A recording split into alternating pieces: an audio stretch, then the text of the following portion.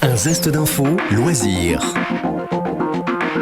Aujourd'hui avec Thomas Fléchère, on parle d'un musicien mythique, à savoir Syd Barrett, cofondateur et leader des Pink Floyd de 65 à 68. Aujourd'hui, on parle d'un musicien mythique, à savoir Syd Barrett, cofondateur et leader des Pink Floyd de 65 à 68. Roger Keith Barrett, dit Syd Barrett, né en 46. Il rencontre Roger Waters lors de ses études secondaires, puis David Gilmour quand il est étudiant. En 63, il écrit ses premiers textes, tout en se produisant avec divers petits groupes ou en duo avec Gilmour. Attiré par la peinture, il rejoint cependant en 65 comme chanteur et guitariste le groupe de son ami d'enfance Roger Waters. Donc. Le groupe comprend Nick Mason et Richard Wright.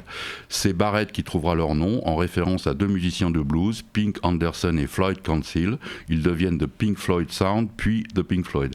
Au cours de l'année, leur répertoire intègre les chansons écrites par Barrett, qui écoute les Byrds, les Beatles, les Kinks. Durant l'été, Barrett commence aussi à expérimenter le LSD. En 66, Pink Floyd devient le groupe de la scène psychédélique et signe avec EMI.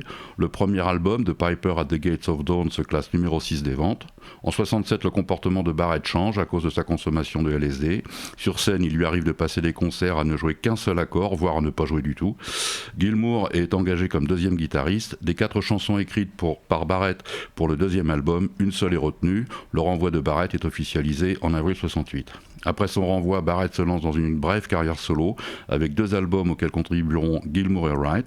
Il abandonne la musique en 74 pour mener une existence discrète à Cambridge. Il meurt en 2006 à 60 ans. Pink Floyd lui rend hommage à plusieurs reprises, notamment avec Wish You Were Here en 75.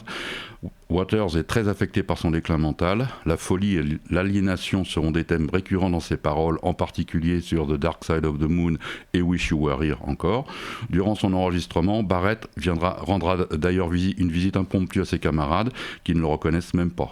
The Wall en 79 est également inspiré de Barrett et Gilmour dira qu'il fut l'un des rares génies de la musique pop. Célibataire et sans enfant, Barrett lèguera quand même plus d'1 million de livres sterling en royalties à ses frères et sœurs. Vous pouvez retrouver cette rubrique en podcast audio-vidéo sur notre site et application Radio Sensation et sur notre chaîne YouTube. Un zeste d'info sur Sensation.